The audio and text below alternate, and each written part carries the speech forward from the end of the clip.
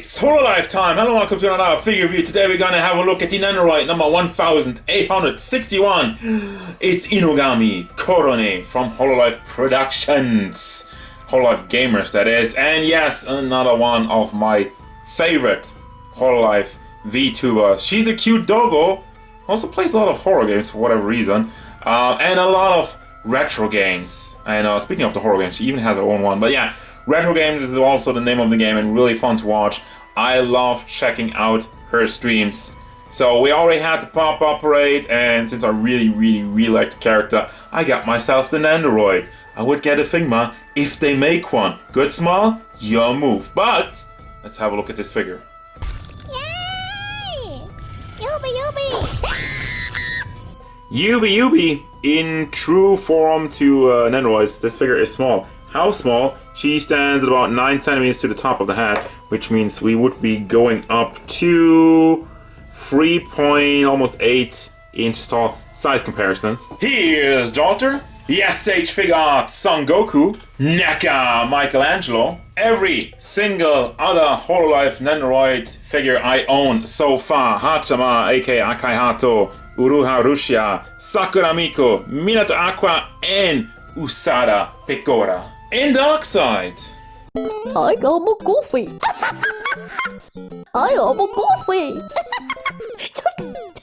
This figure looks clean. I mean, they hit the nail on the head with the design.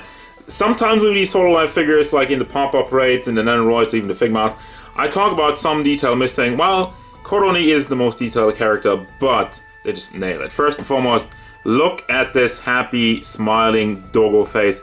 It's adorable, it's beautiful. You have like the little teeth, which are molded in there, the blushing cheeks, and also the big eyes staring into your soul. But no, this one is beautiful. Also, you have the bones in the hair and the doggo ears, which you can move around a little bit. So you have that much going on. And also, the hair is beautifully sculpted. There's a lot of detail, the strains going on, and also super duper accurate. Like, I had another look at the model in general. You have like these strains, which I at first thought, well, I think this is going down a little bit too much, but no, it kind of makes this curve over here to line up with the braids, which have the blue hairband on there, and we have a bunch of blue and red going on throughout the figure. Just want to go to the back real quick to the nice fluffy doggo tail, which also is just packed in, so you can rotate that around.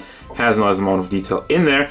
And you have her raincoat, which is one side of it is going down. I call it a raincoat. This is a jacket raincoat. It looks like a little bit more of a raincoat. And then you have also the doggy paw necklace, nice and metallic, and also super detailed for such a small detail.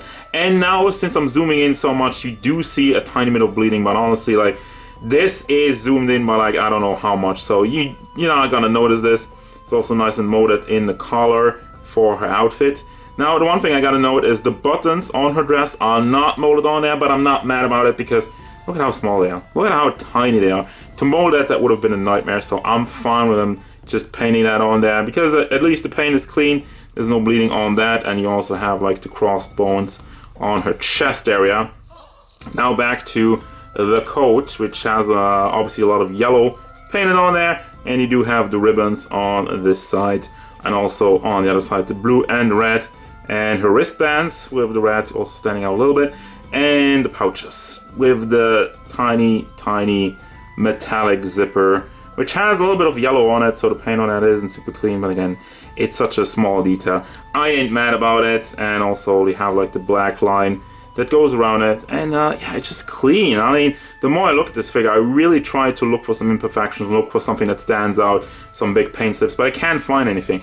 Only now that I'm zooming in with the camera, I'm seeing like, oh, a little bit of bleeding here and there, but again, that's nothing to be mad about because it's small and you will not notice it with your bare eyes. Anyway, there's pantsu time, and again, it just looks like diaper. I'm still doing the pantsu time because it's my gimmick and whatnot, but pantsus of Nendoroids are very uninteresting. They look like diapers.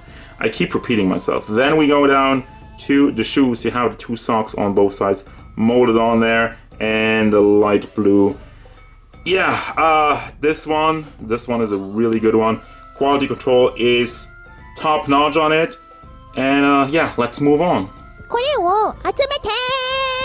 しかもこれウェッって言わないと口が開かないから前が見えづらいっていうだから To the articulation, it's Nendoroid articulation. So you have the big ball hinge in the head bobs back and forth, and you can get it tilting side to side if you adjust the ball hinge in there. You move it to the side, and then you can still tilt it. Then the rest of the figure is a little bit hindered, obviously, by the design. You have like the braid, which gets in the way with your arm articulation. This is just packed in, so you can swivel that all the way around, but obviously this block. And then you have another bicep swivel in here, which cuts up the sculpt, but you know, for the articulation. And also to change up the arms, you kind of have to do it. You have like another swivel in the front of it, and then another one in the hand itself. Actually, this part does not swivel. I thought you could swivel this one around. Oh, you can actually. It was frozen, so you have a swivel over here, and you have a swivel in the hand.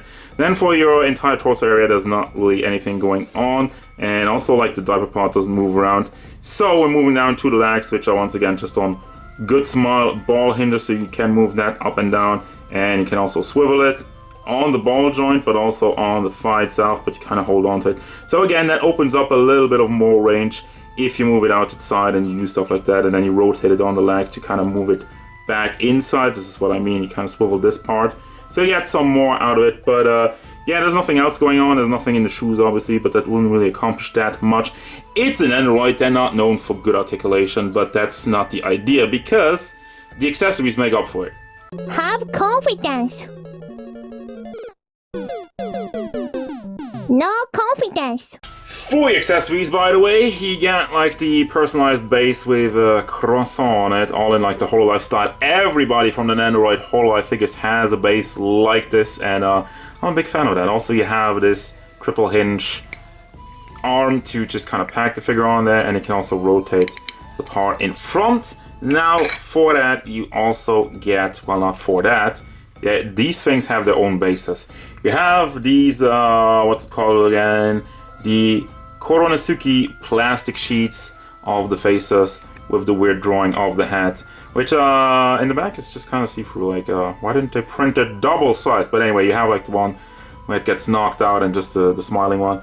With that, actually, is this extra arm, which you, from what I can tell, just slide it on there. Just slide it on there.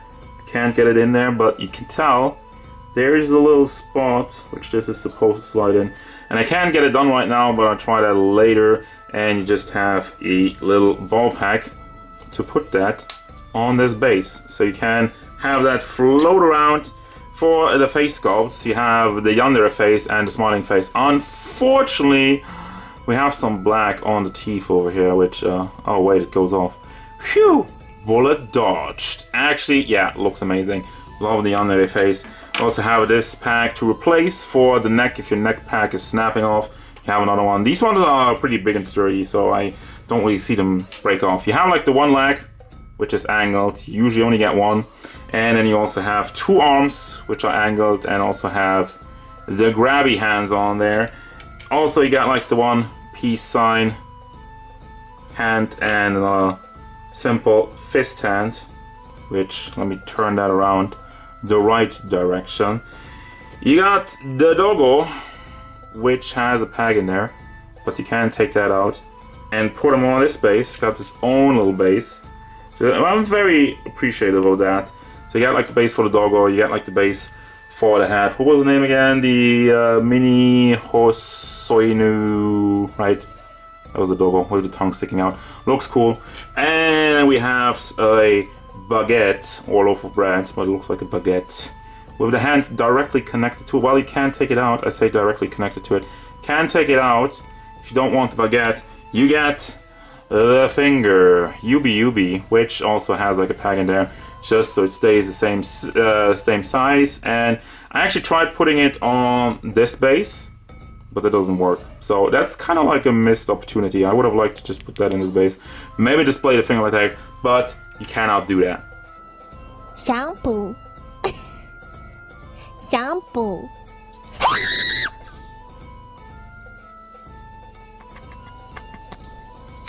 Soap. Final thoughts! This figure is amazing. Super duper accurate to the original model. QC is so good on this one. Like, I can't I can't find any issues with it. Not a single paint slip. Yeah, like the tiny itsy bitsy bleeding when I'm zooming in like 500 times with my camera. Sure, that's bad. No, just kidding. It looks amazing. And you get all the accessories you really need. Yeah, I can't think of anything. I can't think of anything bad, so I'm just gonna leave it at that. Absolutely 100% recommended for Hololive fans, Nendoroid fans, cute anime girl fans, doggo fans, and yeah, all of those. So, that's gonna do it. As usual, thank you very much for watching. Don't forget, if you enjoyed this review, hit it up with a like, and subscribe to the channel so you can stay tuned for more figure reviews, card game stuff, and whatever Korone wants. Come on, baby, kiss me. Kiss me.